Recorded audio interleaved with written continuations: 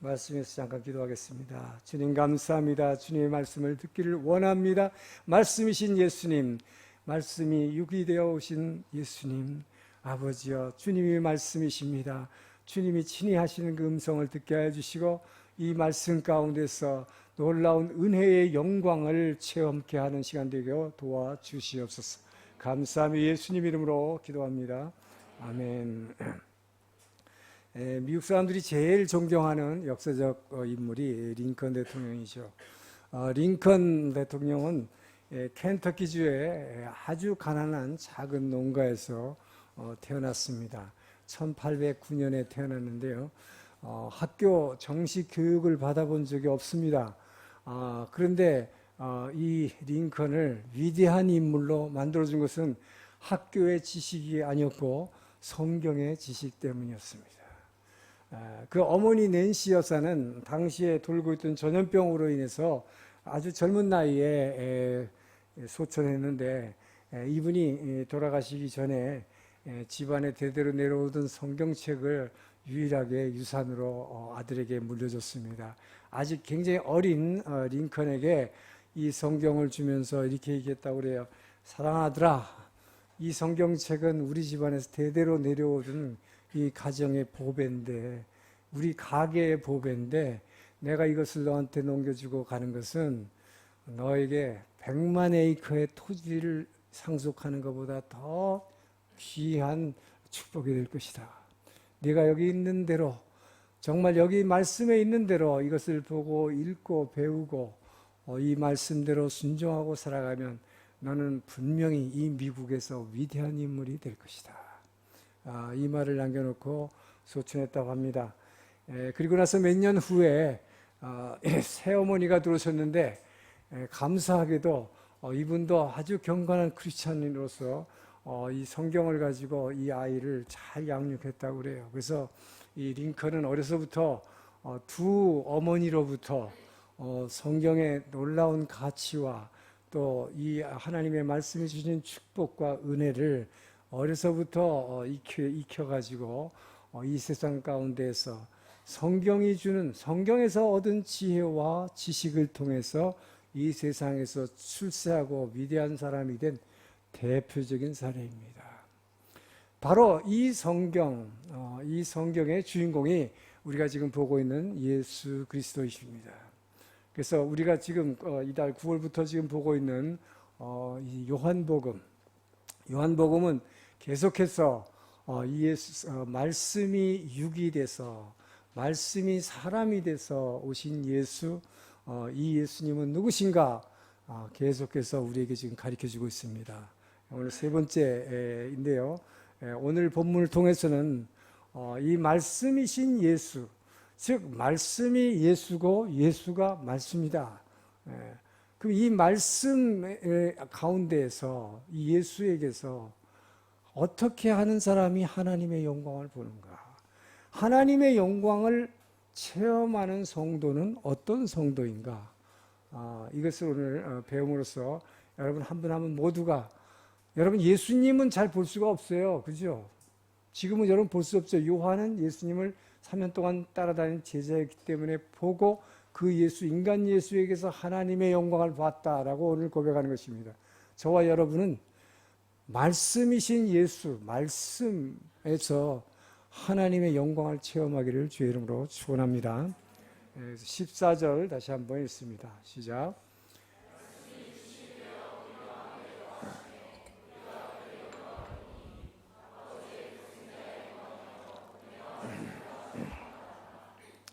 자, 어떤 사람이 이 말씀에서 하나님의 영광을 보는가? 말씀을 단지 지식으로 배우고 듣는 것이 아니라 이 말씀에서 하나님의 은혜의 능력을 체험하는 사람이다. 자, 본문에서 이 말씀이 육신이 되신 예수의 영광을 봤다 그랬습니다. 우리가 이것을 봤다라고 요한은 얘기했는데, 봤다, 눈으로 이렇게 봤다는 얘기가 아닙니다. 체험했다. 체험했다는 뜻이죠. 자, 예수님은, 그럼 요한이 예수님을 따라다니면서 어떻게 체험했는가? 예수님은 여러분 가난한 목수 요셉의 아들로 태어났죠. 나사렛에서. 그래서 어려서부터 청년 시절 30살까지는 자기 아버지 요셉을 도와서 목수 생활했습니다. 이게 망치 이거 두드리고 뭐 대패를 깎고 했겠죠. 예. 자, 이 평범한 사람, 인간 예수, 이 인간 예수에게서 하나님의 영광을 봤다. 하나님의 독생자, 하나님의 아들의 영광을 보았다. 하나님이 입혀주신 그 아들의 영광을 보았다 하는 것입니다. 자, 이것이 한눈에 그냥 탁 보고 알아보았다라는 것이 아니다 하는 것이. 이 체험했다. 이 체험은 그야말로 한눈에 그냥 금방 들어오는 것이 아니다 하는 것이죠. 3년 동안을 가까이서 그 옆에서 함께 살면서 함께 지내보면서 교제하고 말하고 하면서 이분의 모든 성품을 평범한 사람 목수였는데 이 사람에게서 하나님의 영광을 보게 됐다 하는 것입니다. 자, 어떻게 그렇게 보게 됐느냐? 사람에게서는 볼 수 없는 특별한 은혜를 체험했다 하는 것이죠. 그래서 이 인간 예수에게서 주의 영광을 봤다, 목격했다라고 얘기하는 것입니다. 자, 처음에 만났을 때는 아주 좋은 말씀을 자꾸 해주시니까 이분은 정말로 대단한 가르침을 주시는 선생님이구나. 이렇게 위대한 선생님으로 인식을 했을 것입니다. 근데 3년간 따라다니면서 함께 공동생활을 했죠. 함께 매일 먹고, 함께 자고, 함께 길을 걷고, 자, 예수님이 하는 모든 활동에 함께 동행했습니다. 그렇게 하면서 예수님이 특히 이 요한은 처음부터 요한복음은 만남의 장이에요. 처음부터 끝까지 누구와 누구의 만남으로 돼 있지 다른 공관복음 마테마가 누가처럼 사건의 연속이 아닙니다. 이것은 사람과의 만남을 계속 기록하고 있는 거예요. 그래서 이 만남 가운데에서 그 예수님이 인간 예수가 한 사람 한 사람 만날 때마다 그 사람에게 말하는 말투, 그분의 표정, 그리고 이분이 하시는 행동, 이 하나하나를 보면서 사람에게서는 느낄 수 없는 하나님한테서만 느낄 수 있는 그 무엇인가를 점점 체험하기 시작했다 하는 것이죠. 이분이 사람이라면 어떻게 저런 일을 할 수가 있을까? 어떻게 이분은 남의 사정을 불쌍히 여기고 그 사람을 도와주기 위해서 자기의 시간과 자기의 건강 같은 거는 생각지도 않고 자기의 모두를 그 이웃을 위해서 희생하는가? 이분은 정말 하나님 같은 분이다. 아마 그냥 하나님이다 라고 하기보다는 하나님 같은 분이다 라고 생각했을 것입니다. 그러나 결정적인 순간이 왔습니다. 뭘까요? 십자가 사건입니다.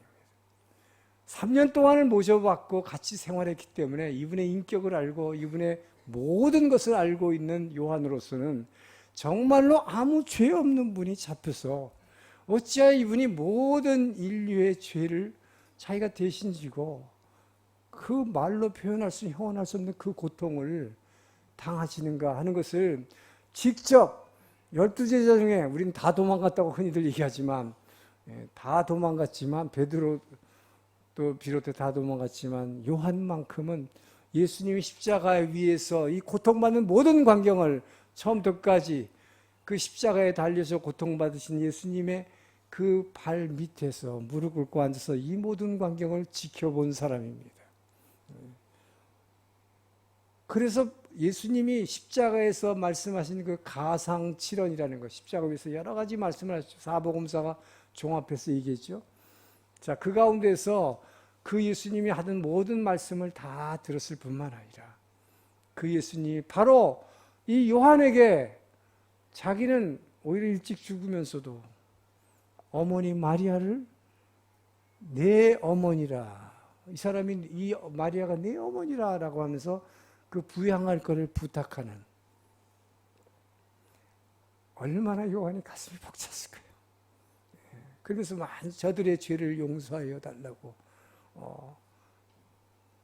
그 말씀하시는 모든 것과 모든 이 십자가의 사건을 처음부터 끝까지 목격한 사도 요한, 이분은 하나님이다, 그분에게서 하나님의 영광을 체험한 것입니다. 그 사랑을 체험한 것입니다. 그래서 이 요한복음을 기록하면서 다른 제자들하고는 달리 무조건 처음부터 뭐 어떻게 태어났고 뭐 이런 게 중요한 게 아니라 어떻게 살았고가 중요한 게 아니라 말씀이 사람이 되었다. 이 사람이 예수인데 이 사람은 하나님이다. 요한복음 1장 1절에서 처음부터 이렇게 치고 나가잖아요. 그 하나님을 사람 인간 목수 예수에게서 하나님의 영광을 체험한 것입니다. 자, 여러분, 바로 이렇게 그분의 영광을 이렇게 체험하는 거, 깨닫는 거 한눈에 본 게 아니죠. 3년 동안 지내면서 체험한 것입니다. 함께 살면서, 교제하면서. 인간관계도 마찬가지입니다.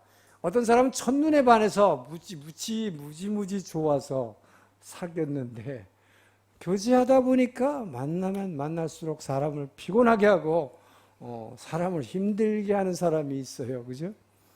반면에 어떻습니까? 처음에 만났는 데는 잘 몰랐는데 어떻게 보면 저건 내 타입이 아니야. 저 사람은 내 마음에 별로 안 들어. 그랬는데 시간이 가면 갈수록 점점 좋아지고 존경하게 되는 사람이 있습니다. 제 얘기를 할까요? 제가 지금 집사람하고 만난 게 지금으로부터 42년 전입니다. 1975년, 73년이에요. 제가 결혼한 게 75년이니까. 대학을 졸업하자마자 이제 외교부에 들어갔고, 그리고 나서 군에 갔습니다. 그 당시 이제 바로 군대를 갔어요. 그래서 군에 한 1년 군대 생활을 하고 있을 때 첫 휴가를 나와서 교회 후배 소개로 만났습니다.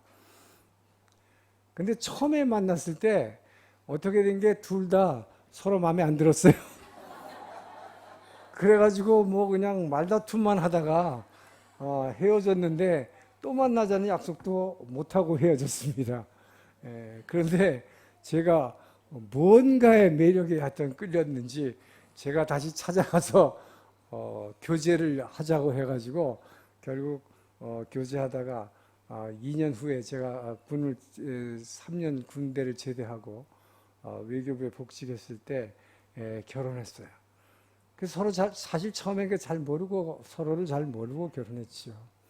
근데 결혼 생활에서 함께 그야말로 먹고 자고 같이 생활하다 보니까 세상에 이런 위대한 여성이 있을 수 있을까? 자기 남편을 위해서라면 자기의 모든 것을 다 희생하는 거예요. 정말 놀라울 정도로 제가 거기서 감명을 받기 시작했고 점점 살아가면서 나는 저렇게 할 수 없는데 그리고 대인관계에 있어서도 저보다 훨씬 훌륭해요. 지금도 여러분들 느끼시잖아요. 저를 존경하는 것보다 집사람 좋아하는 사람이 더 많아요. 그래서 정말 제가 속으로부터 존경하게 됐고 점점 더 사랑하게 됐고 근데 무엇보다도 결정적으로 사랑하게 된 동기는 제가 새벽경 크리스찬에 고백한 대로 저는 모태신앙임에도 불구하고 집사면서도 매일 저녁 술 먹고 다녔는데 저 사람이 원래 불교 신자였는데 저하고 결혼해서 제가 전도한 사람인데 저 사람이 저를 위해서 중보 기도를 간절하게 했기 때문에 제가 이렇게 변화된 것입니다. 할렐루야. 그러니 제가 존경하고 사랑하지 않을 수가 없지요. 이렇게 첫눈에 반한 게 아니라 첫눈에 알아본 게 아니라 살고 지내면서 시간이 갈수록 사랑하고 존경하게 되는 사람이 있다. 바로 뭐 이거하고는 비교도 할 수 없지만 사도 요한은 처음에 예수님이 불렀을 때 그래서 그냥 순종하고 제자로 따라갔습니다. 그래서 제자로 입문했습니다. 그때는 잘 몰랐습니다. 그러나 3년 동안 같이 살면서 정말로 존경하게 됐고 사랑하게 됐는데 십자가 사건을 통해서 빵 하고 정말 이분이 하나님이다 확신을 가지게 됐기 때문에 바로 이 요한복음을 기록하면서 예수는 하나님이다 라는 것을 계속해서 지금 말하고 있는 것입니다. 자, 이처럼 사도 바울도 다메섹으로 가는 길에 부활하신 예수님을 만났죠. 근데 그 예수님과 수십 년 동안 4차에 거친 전도 여행을 통해서 동행하면서 자기와 함께 하시는 그 하나님의 그 예수에게서 정말로 하나님의 영광을 본 거죠. 그렇기 때문에 이 사도 바울은 요한뿐만 아니라 골로새서 1장 15절에 이렇게 고백하는 것입니다. 함께 읽습니다. 시작. 그는 보이지 아니하는 하나님의 형상이시요 모든 피조물보다 먼저 나신 이시니. 자, 그는 보이지 않는 하나님의 형상이라는 게 뭡니까? 보이지 않는 하나님을 처음으로 사람으로 와가지고 그 하나님을 나타내신 분이 바로 이분이다. 이분이 하나님이다 하는 것이죠. 그리고 이분은 이 세상 모든 만물보다 앞에 있는 자고, 그리고 지금 15절만 읽어서 그 뒤에 눈에 보이는 것과 보이지 않는 것과 이 세상의 모든 권세와 어떤 능력이나 하늘에 있는 것이나 땅에 있는 거나 바닷속에 있는 이 모든 만물이 이 아들에 의해서 창조되었고 이 아들을 위해서 창조되었느니라. 할렐루야. 사도 요한만큼 아주 자세하게 이분이 창조주임을 고백하고 있는 것을 보게 됩니다.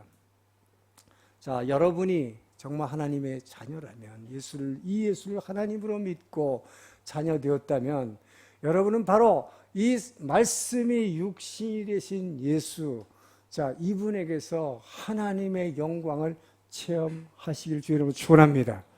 여러분은 정말 말씀이신 예수에게서 하나님의 영광을 봐야 돼요. 그 얘기는 뭡니까? 요한은 같이 살았던 예수님이었기 때문에 그 예수님을 그냥 보고 그야말로 이 예수님에게서 하나님의 영광을 봤어요.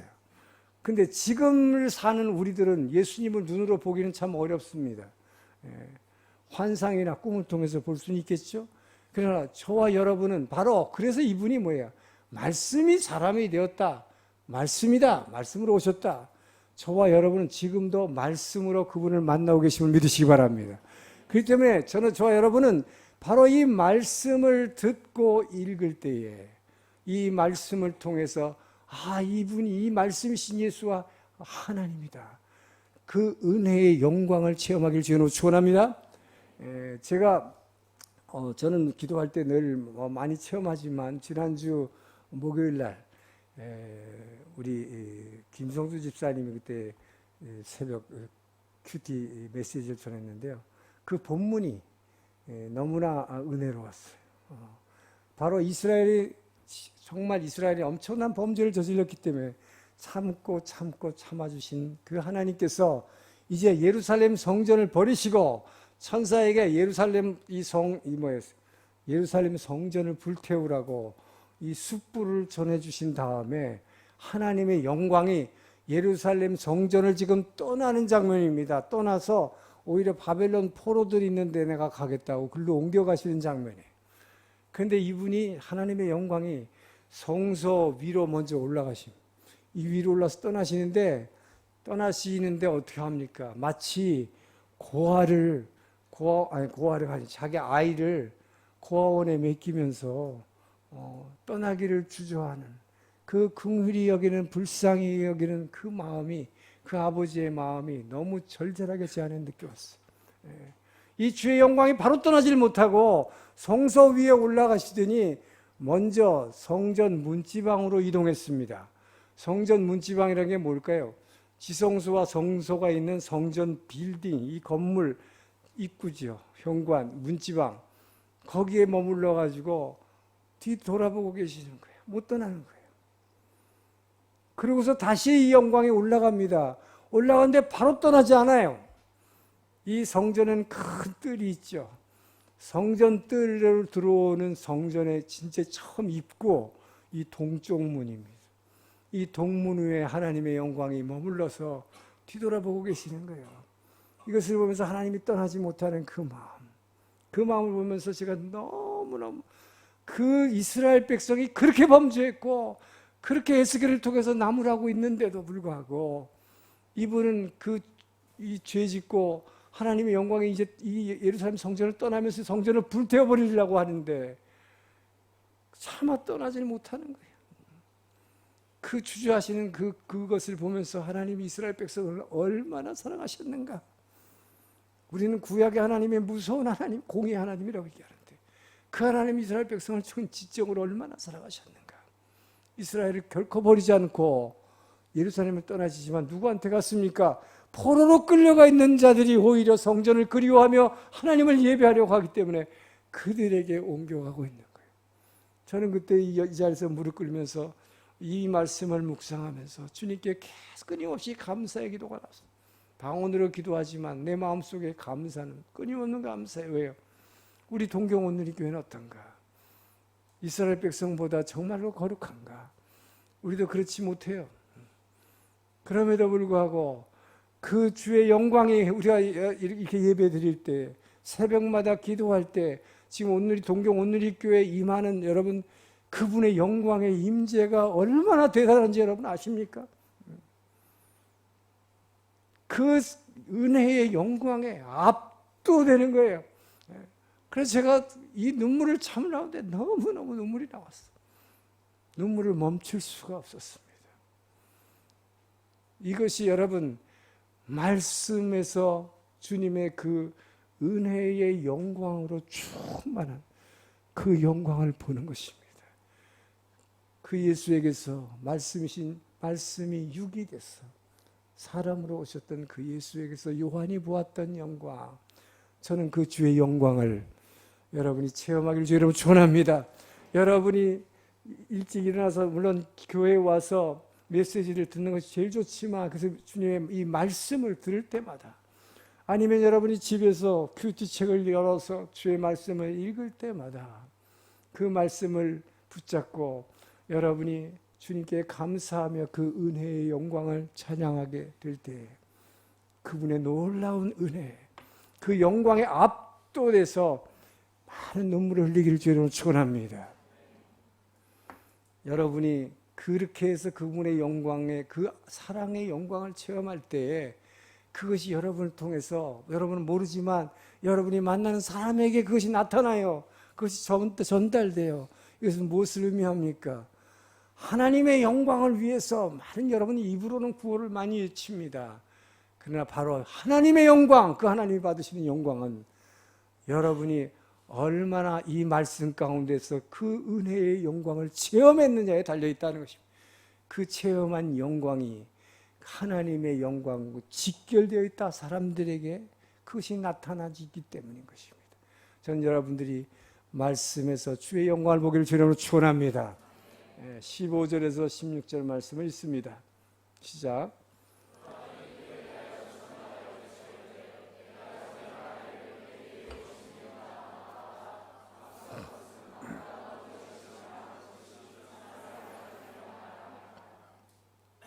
16절. 우리가 다 그의 충만한 데서 받으니 은혜 위에 은혜로다. 은혜 위에 은혜입니다. 자, 두 번째 어떤 성도가 말씀이신 예수에게서 하나님의 영광을 체험하는가? 이 은혜 위에 은혜로 채워주시는 교회, 이 교회를 늘 사모하는 성도, 이 성도는 반드시 말씀에서 그 주의 영광을 체험하게 된다 하는 것입니다. 자, 지금 이 여러분이 읽은 15절 16절의 본문이요, 사도 요한이 기록한 거지만 이건 누구의 말이냐? 같은 요한인데 다른 요한이에요. 세례 요한이 고백한 말입니다. 지금 15절 16절은 세례 요한이 광야에서 외치는 세례 요한이 뭐라고 얘기합니까? 예수만이 하나님의 영광을 나타낼 수 있는 사람이다. 그렇기 때문에 그가 나보다 위대한 사람이다 라고 지금 선포하고 있는 거예요. 세례 요한이 먼저 났습니까? 여러분, 예수님이 형님입니까? 세례 요한이 예수님의 형님이죠. 친척인데 이종사촌간인데 이종사촌인지 하여튼 뭐 정확하게 몰라도 굉장한 가까운 친척인데 6개월 먼저 태어났죠. 자기가 형이에요. 그런데도 지금 본문에서 뭐라 그럴까요? 나보다 먼저 앞서 난 사람이 있는데 그분이 바로 이분이다. 앞서 난 사람이라는 게 그냥 뭐 몇 년 먼저 태어났다는 그런 의미가 아니죠. 이 모든 만물이 창조되기 전부터 있었던 그분. 그래서 이분이 하나님이다. 이분이야말로 이 세상 가운데에서 사람으로 와서 하나님의 영광을, 살아있는 하나님의 영광을 이 땅에 나타낸, 살아있는 하나님의 은혜를 나타낸 유일한 사람이다. 그러니까 이분이 하나님이니 이분을 하나님으로 믿고 경배하라 라고 지금 외치고 있는 장면입니다. 놀라운 장면이죠. 그런데 여러분, 이 은혜라는 건 뭡니까? 그래서 지금 세례 요한이 그러는 거예요. 이분은 은혜 위에 은혜 위에 은혜로 충만한 분이다 라고 지금 선포하고 있는 것입니다. 그래서 이분이 하나님이다 라고 얘기하고 있는 거예요. 근데 여러분, 은혜라는 건 뭐예요? 은혜라고 하는, 세상에서의 영광을 얻는 것은 예를 들어서 김연아 선수가 그렇게 굉장한 영광을 받았죠. 그런 영광을 받은 건 뭐 때문에 온 걸까요? 자신의 노력과 땀입니다. 자신의 노력과 땀이기 때문에 거기에서 얻은 그 영광, 그렇게 얻은 영광을 갖다가 은혜라고 하지 않아요. 노력의 대가이기 때문인 것입니다. 자, 그런데 왜 우리가 지금 세례요한이 여기서 이 예수님이 은혜 위에 은혜를 주시는 분이라고 얘기하고 있습니까? 은혜라는 건 뭐예요? 아무런 대가 없이, 저와 여러분의 노력 없이 거저 주시는 하나님의 선물이기 때문인 것입니다. 할렐루야. 이분이 바로 그야말로 거저 주시는 거예요. 그래서 이 은혜로 이분이 충만한 분인데, 이 은혜를 줄 수 있는 분은 예수밖에 없다고 지금 세례요한은 고백한 것입니다. 그런데 바로 이 은혜를 누가 준 것이냐? 아버지가 이 아들, 독생하신 예수 아들에게 덧입혀주신 영광이다 하는 것입니다. 하나님의 영광을 이 아들에게 입혀주셨다 하는 것입니다. 그래서 하나님의 영광은 이 세상에 어떻게 나타나느냐? 아버지가 아들에게 입혀 이 독생자를 통해서만, 독생자의 은혜로, 독생자를 통해서 인류에게 베풀어지는 그 은혜를 통해서 하나님의 영광이 드러난다. 할렐루야. 그래서 바로 그 예수는 은혜로 충만한 분이다 하는 것입니다. 왜? 예수가 이 충만한 은혜를 세상에 나타날 때마다 아버지가 영광 받으시기 때문에, 아버지의 영광이 사람에게 드러나고 사람들이 그 아버지를 찬양하고 예배하기 때문인 것입니다. 그래서 여러분, 구체적으로 그러면 예수님의 은혜가 어떤 형태로 나타났습니까? 갈릴리 호수에서 제자들이 밤새 물고기를 잡았는데 한 마리도 못 잡아서 낙담하고 있을 때 예수님이 먼저 찾아오셨습니다. 여러분, 이 세상에서 어떤 사람이 죄인을 먼저 찾아와서 먼저 내가 너를 사랑한다고 고백하고 먼저 자신의 모든 것을 희생합니까? 더군다나 목숨까지 내줍니까? 바로 이분이 예수죠. 예수님이야말로 죄인이 된 저와 여러분에게 먼저 찾아오셨어요. 우리가 주님을 먼저 찾은 것이 아닙니다. 그분이 찾아와셨습니다. 그리고 그분이 사랑을 고백하셨습니다. 저와 여러분이 먼저 사랑할 수가 없어요. 성경은 뭐라고 합니까? 바로 이 요한일서 4장 16절에 너희가 나를 사랑한 것이 아니요 내가 너희를 먼저 사랑하였노라. 할렐루야. 그분의 사랑이 먼저죠. 그분이 먼저 우리를 찾아오셨고 죄인을 찾아오셨고 죄인에게 사랑을 먼저 고백했고, 그리고 바로 죄인인 우리를 사랑해서 자신의 생명까지 내어주신 것입니다. 이것이 바로 그분의 사랑이죠. 그래서 이 영광은 아버지가 아들에게 입혀주신 영광이었다. 이 예수님은 은혜로 충만한 분이다 하는 것입니다. 자, 그런데 여러분, 이 예수님이 이 제자들과 예수님이 살아계신 동안에 보여주신 게 은혜라는 것은 너무 많죠. 여러 가지가 있습니다. 예를 들어서 포도주가 떨어진 연회장에 가서 물로 포도주를 만들어 주시니 기적을 베푼 것도 뭐예요? 사람이 할 수 없는 이 은혜를 주시는 거잖아요. 그리고 또 뭡니까? 베드로가 예수님을 부인하고 갈릴리 호수로 결국은 달아나서 난 다시 어분해야겠다 하고 있는데 바로 배반한 베드로를 예수님이 먼저 찾아가서 만나시죠. 예수님은 항상 저와 여러분이 절망하고 있을 때에 먼저 찾아와서 손을 내밀어 주심을 믿으시기 바랍니다. 지금 이 시간도 그 2000년 전에 살아계셔서 제자들에게 은혜를 베푸셨던 이 예수님, 사람들에게 은혜를 베푸신 예수님이 저와 여러분에게 동일한 은혜를 베푸심을 믿으십니까? 아멘. 자, 때로는 여러분이 생각하고 계획한 대로 하나도 이루어지는 게 없을 때가 있습니다. 그래서 우리는 좌절하고 낙심하고 절망해 있을 때 주님이 먼저 찾아와 손을 내밀어 주십니다. 할렐루야. 여러분 중에는 혹시 아무도 모르는 자신만이 알고 있는 사람들과 하나님 앞에 큰 죄를 지었는데 이게 들키지가 않은 것뿐이에요.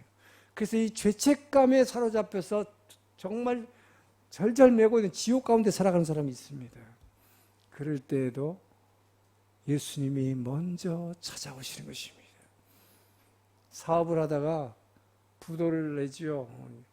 왜 예수 믿는 것보다 새벽 기도 가는 것보다 교회 예배 참석하는 것보다 비즈니스가 뭐 돈 벌어야지 그렇게 했는데 하다 보니까 하나님 치셔가지고 부도가 났어요. 그럼 어떻게 해요? 도망가가지고 저 시골 어디 삼천포 여관에 이렇게 숨어가지고 가슴 졸이면서 소주병을 기울이고 있을 때에도 주님이 먼저 찾아와 손을 내밀어 주심을 믿으시기 바랍니다.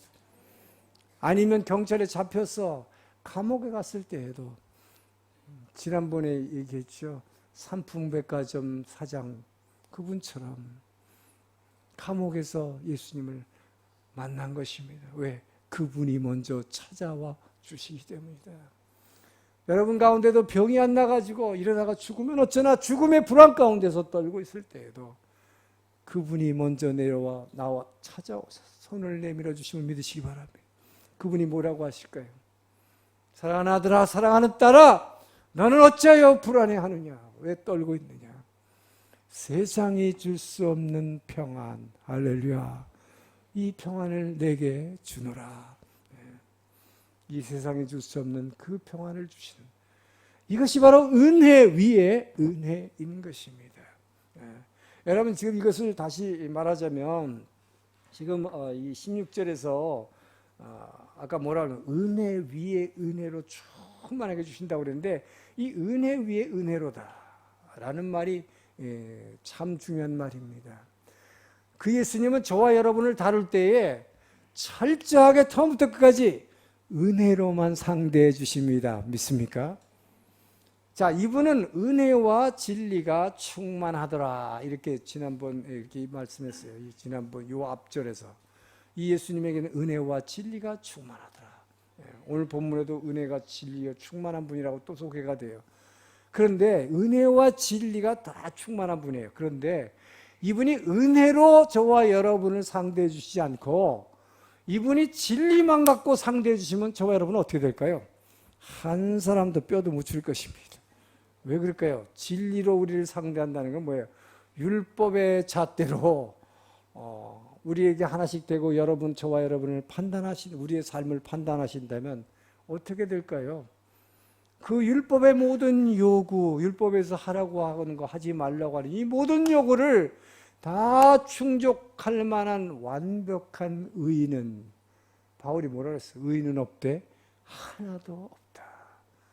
그렇기 때문에 저와 여러분은 교회에 감사해야 되는 것입니다. 여러분, 하나님께서, 예수님께서 우리를 다루실 때 진리로 우리를 대하시지 아니하고 은혜로 상대해 주신다. 할렐루야. 이 바로 은혜로 상대해 주시는 것이 교회다 하는 것입니다. 왜냐? 주님은 바로 이 교회를 통해서, 교회에서 여러분 우리에게 은혜를 주시는데 교회에서 은혜를 어떻게 줘요? 은혜와 축복은 교회를 통해서 주십니다. 그런데 그 주님은 말씀을 통해서 주신다. 할렐루야. 말씀을 통해서 어떻게 주십니까? 제일 먼저는 뭐예요? 은혜 위에 은혜라고 그랬어요. 아까 은혜 위에 은혜. 이 처음 은혜는 뭘까요? 죄에서 사함받는 은혜. 할렐루야. 이것은 바로 예수님밖에 할 수 없기 때문에 죄에서 사함받는 은혜가 있는데 이 은혜 위에 은혜로 채워주시는 분. 할렐루야. 그렇기 때문에 여러분 교회가 아니고는 우리는 이 은혜를 받을 수가 없어요. 여러분. 교회에 와서 제가 새벽 기도 때 얘기했지만 우리가 예배 드릴 때마다 새벽에 와서 막 할렐루야 찬양하고 막 예배하면 하늘에서 막 쌀을 한 가마씩 툭툭 떨어지면 얼마나 좋을 거야. 그게 바로 광야에서 했던 거잖아요. 이스라엘 광야에서 40년 동안 이스라엘 백성은 새벽에 쌀가마니를 떨어뜨린 게 아니라 만나를 떨어뜨려줬죠. 그러니까 새벽에 안 일어나는 사람은, 새벽기도 안 나온 사람은 못 얻어먹었어, 하나도. 그러니까 다 나왔지 그때는. 지금은 쌀가마니를 안 떨어뜨리니까 안 나와집니다. 근데 진짜 축복이 여러분이 뭔지를 모르는 거예요. 쌀가마니를 받는 게 아닙니다. 만나를 받는 게 아니에요. 말씀으로 은혜를 주신다. 할렐루야. 이 은혜 위에 은혜는 말씀으로. 그렇기 때문에 여러분 이 말씀으로 메시지를 여러분이 들을 때 이 말씀을 아멘 하고 받아들이면 이 말씀을 믿음으로 말미암아 세상에서 은혜 위에 은혜가 주어지는 게, 이 은혜, 구원받은 은혜, 죄에서 구원받은 이 은혜 위에 여러분이 매일매일 살아가는 데서 필요한, 아까 예화를 들었던 뭐예요? 고기잡이 어부들, 제자들이 어부였잖아요. 고기 잡고 있는데 안 잡혀, 먹는 것이 부족해. 그럴 때 뭐예요? 여기 가서 잡아라. 할렐루야. 은혜를 주시는 거잖아요. 포도주가 떨어지니까 물로 포도주를 만들어주는 기적을 베풀어 주시는 은혜. 할렐루야. 여러분, 예수님이 우리에게 주시는 은혜는, 이 은혜 위에 은혜라는 것은 단지 구원받은 은혜 그것만으로 우리가, 하나님은 그 은혜로만으로 주신 게 아니다. 은혜 위에 은혜로 충만하신 분이 예수예요. 할렐루야. 그래서 우리에게 필요한 모든 은혜 위에 새 생활상에 필요한 은혜를 채워주시는 거, 이것이 바로 교회다. 여러분, 그렇기 때문에 제가 교회에 목숨을 걸라고 얘기하는 거예요. 고 하영재 목사님이 그렇게 세상을 이길 수 있는 것은 유일한 희망과 대안은 교회뿐입니다 라고 외치는 것은, 교회만이 이 세상을 이길 수 있어요. 이것이 유일한 세상을 이길 수 있는 대안이에요. 희망이에요. 이것밖에 없어요. 교회를 떠나서는 여러분 은혜가 없습니다. 그래서 이 교회론이라는 것은, 교회에 대해서 제대로 모르는 사람들이 딴소리 하는 거예요. 교회, 예수 믿으면 되지 교회 나올 필요 없다. 이게 가장 이단이에요. 에베소 1장 23절 읽어봅시다. 시작. 교회는 그의 몸이니 만물 안에서 만물을 충만하게 하시는 이의 충만. 이 말을 읽고 이해를 하기가 참 어렵죠. 굉장히 어려운 말이지만 이 말이 교회론을 한마디로 얘기하고 있습니다. 교회는 어떤 곳이냐? 예수님의 몸이다. 주의 성도들이 모여서 이 돌이 다 연결돼서 하나의 건물을, 주의 몸을 이루는데, 이 교회에 나오게 되면, 그의 몸이 된 교회에 나오게 되면, 여러분, 주님은 만물 안에서라는 말은, 만물 안에서만은 어떠한 방법을 동원해서라도 라는 의미입니다. 어떤 방법을 동원해서라도 여기 있는 만물이라는 것은 교회에 나오고 있는 모든 성도를, 주님은 어떤 방법으로도 교회만 나오면 모든 성도를 충만하게 은혜 위에 은혜로 채워주시는 분이다. 할렐루야. 그래서 주님은 교회에서 여러분을 기다리고 계시는 거예요. 여러분이 이곳에 몸을 나오는 순간, 예배드리고 있는 이 순간, 그분은 바로 지금처럼 이렇게 말씀으로 여러분이 하늘에 있는 모든 신령한 축복과 또 이 죄에서 구원받는 은혜 위에 은혜로 여러분이 필요한 모든 은혜와 축복을 채워주심을 믿으시기 바랍니다. 자, 그래서 여러분, 얼마나 우리에게 주님은 은혜로 채워주시기를 원하시는 분인가. 날마다 여러분 이 은혜의 자리는 교회를 사모하기를 주의 이름으로 축원합니다. 그래서 여러분이 교회를 사모해서 열심히 교회를 뛰어오는 사람은요, 무조건 축복받게 돼 있다. 할렐루야. 여러분, 병이 안 났습니까? 몸이 움직일 수만 있다면 그 병자는 매일 새벽에 와서 엎드려 봐요. 반드시 치유될 것입니다. 반드시 낫게 돼 있어요. 어떤 문제도 해결될 것입니다. 왜요? 주님이 약속했으니까. 교회는 어떤 방법을 써서라도 만물 안에서 만물을, 성도를 그 은혜 위에 은혜로 채워주시기 위해서 기다리고 계시는 곳. 할렐루야. 이 은혜의 축복을 주일날만 받지 마시고 매일 받으시기를 주의 이름으로 축원합니다. 자, 17절 18절입니다. 시작.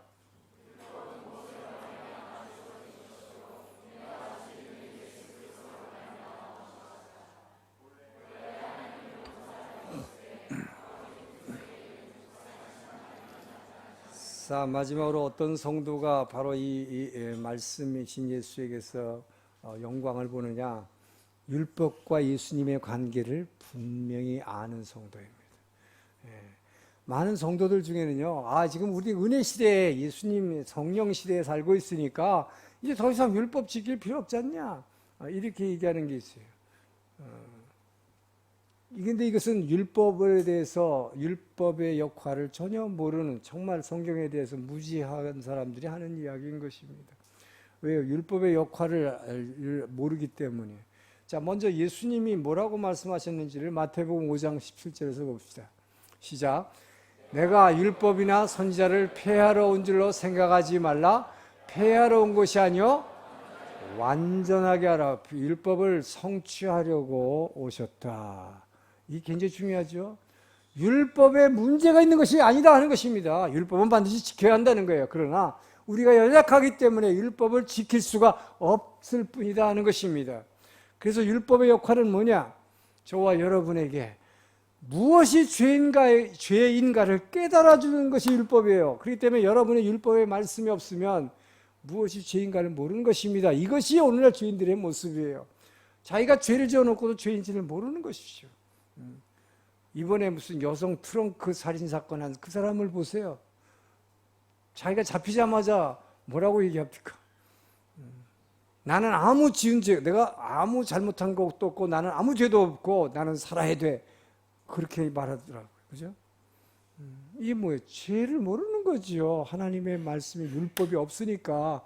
살인하지 말라. 그 사람은 그것이 죄인지를 모르는 거죠. 살인하지 말라. 간음하지 말라. 이 율법이 없으면 그것이 죄인지를 모르니까 막 죄 짓는 거예요.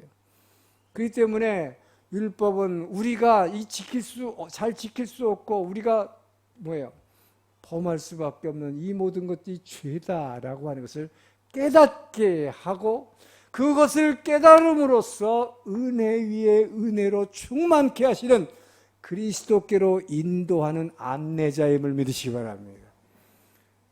그래서 예수가 필요하다는 걸 아는 거지요. 율법이라는 잣대가 있어서 이것을 지킬 수 없다 하려고 했는데 제가 자꾸 얘기하지만 뭐라 그래요 우리는. 여러분 율법 10계명을 몰라서 죄 짓습니까? 안 되는 줄 알면서 왜 그랬을까? 그렇단 말이죠. 그렇기 때문에 예수가 필요하다는 거예요. 그래서 예수 앞에 나와서 회개해야 되고 그래서 십자가의 보혈의 피로 또 회개해야 되고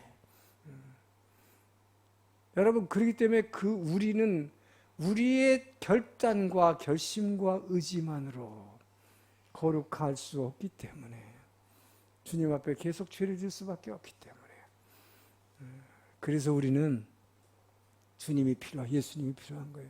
율법은 그래서 반드시 필요한 것입니다. 율법이 바로 죄를 깨닫게 해서 그리스도 앞에 나가게 만들어주는 안내자다. 그런데 바리새인들은 바로 그리스도께로 안내하는 가이드인 이 율법을 가지고 바로 그 그리스도를 정죄해버린 거예요.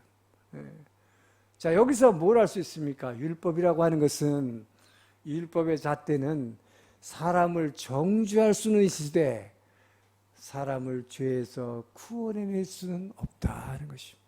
그래서 예수님은 바로 이 율법을 완성하기 위해서 오셨다. 할렐루야. 율법의 완성은 뭡니까? 이 말씀에 순종하는 자에게는 축복이 주어지는데 우리는 순종하지 못하니까 그 예수의 영이 우리 안에 들어와서 저와 여러분으로 하여금 죄 짓지 못하게 막아주시는 거예요. 할렐루야. 우리에게 계속 죄질라 그러면 이 안에서 뭐예요? 막 두드려요. Stop, stop 뭐예요? In the name of love 노래가 있잖아요. 주의 사랑의 이름으로 stop 하고 이 안에서 성령께서 우리를 막아주시는 거예요. 할렐루야. 그래서 이 성령의 역할이라고 하는 것은요, 우리가 알아서 이거 지켜야지. 근데 왜 이러지 하면서 죄로 가요. 여러분 뛰어가. 이걸 탁 막아주는 거예요. 성령님을 믿으시기 바랍니다. 그래서 성령 충만하라는 것은 성령 충만하면 죄를 짓고 싶은 마음이 생길 때 바로 이걸 꺼트려요. 그럴 능력이 이 안에서 나온다. 할렐루야. 그런데 성령으로 채워지지 않은 사람들은 어떻게 돼요? 알지만 그쪽에 유혹의 힘이 더 커요. 이렇게 끌려가요, 몸이. 그래서 탁 붙잡아 주는 거예요. 전 여러분들이 그렇기 때문에 바로 이 율법을 반드시 지켜야 한다는 것을 먼저 아십시오. 이것을 폐하러 온 것이 아닙니다. 이 율법은 완성되어야 하는 것입니다. 바로 그리스도에 의해서 완성되고, 그것을 위해서 그분은 저와 여러분이 대신 불순종한 자에게 받아야 할 대가인 죄와 사망으로부터 여러분을 구하시기 위해서 십자가에서 피 흘리셔 우리에게 성령을 보내주신 것입니다. 할렐루야. 여러분, 그래서 여러분, 바로 이 은혜와 진리, 죄 사함을 받는 이 은혜는 예수를 통해서만 올 수 있다 라고 지금 역속 고백을 하고 있죠. 그래서 은혜와 진리는 여러분, 이 은혜와 진리로 충만하신 예수님, 이 예수님에게는 이 은혜와 진리가 있기 때문에, 은혜가 있기 때문에 절대로 질리는 일이 없습니다. 지루할 일이 없습니다. 그래서 이 예수님을 바로 알아야 돼. 예수님 쓰신 말씀을 정말 제대로 알아야 된다. 근데 이 제대로 알려면 인격적으로 알아야 돼요. 왜? 예수님은 그냥 말씀이 아니라 인격이신 말씀. 말씀에는 인격이 있죠. 그렇기 때문에 이 인격적으로 그분을 만나야 하는 것입니다. 여러분, 누군가를 사랑하고서 결혼하려고 그러면 어떻게 해요? 그 사람을 자꾸 알고 싶지요. 더 막 알아야지요. 사랑하면 알고 싶어지는 거예요. 그죠? 근데 여러분은 얼마나 예수님을 알고 싶어 합니까? 예수님을 어느 정도나 알고 계십니까? 아니, 정말 예수님을 아는 일에 얼마나 관심을 갖고 있습니까? 예수 믿는다고 하면서 교회 다니면서 많은 분들이 그 말씀이신 예수를 알기를 원하지 않아요. 성경 공부 그렇게 있는데도 나오질 않아요. 말씀을 별로 들으려 관심이 없어. 저는 그분들이 이해가 안 가요, 솔직히 말해서. 제가 학교 다닐 때 생각이 나요. 근데 교수님 앞에서 너네들 외무고시 해야 되지. 그러면 이 불어 선생님이 그 얘기를 많이 했어. 이거 열심히 해야 되는데 전부들 보면 도망가요. 강의실에 보면 몇 명 안 앉아 있어. 나는 너희들이 도무지 이해가 안 간다고. 시험 보려면 반드시 이거 배워야 되고 내가 중요한 것만 가르치는데 왜 이 자리에 안 나오냐고. 제가 성경 강의를 해보니까 그렇더라고요. 여기 서울이나 다른 데서는 안 그랬는데 1000명 이상씩 모였는데 이 동경 온누리는 그렇지 않더라 이 말이요. 그래서 이제 수요 여성 예배랍니다. 남성들 직장 다니고 저녁 때 오라고 왔더니 동경에서는 오기가 굉장히 힘든 것 같아. 남성들보다 역시 여성들만 많이 와. 그래서 이제 낮에 오전 서울에서처럼 여성 예배를 만든 거예요. 수요일날. 일하지 않는 분들은 전부 오기를 주님 축원합니다. 그걸 보면 여러분들이 예수님에 대해서 얼마나 관심을 가졌는지 금방 알 수가 있죠. 누가 안 오는지 제가 뭐 체크는 안 하겠습니다만 보면 알아요. 주님의 영광을, 그 말씀의 은혜의 영광을 모두가 체험하기를 주의 이름으로 축원합니다. 기도하겠습니다. 좋으신 하나님 감사합니다. 아버지여, 우리에게 은혜 위에 은혜로 채워주시기 위해서 우리를 기다리시는 주님 감사합니다. 그 교회를 날마다 사모하기를 원합니다. 주여, 은혜로 충만케 도와주시옵소서. 감사하며 예수님 이름으로 기도합니다.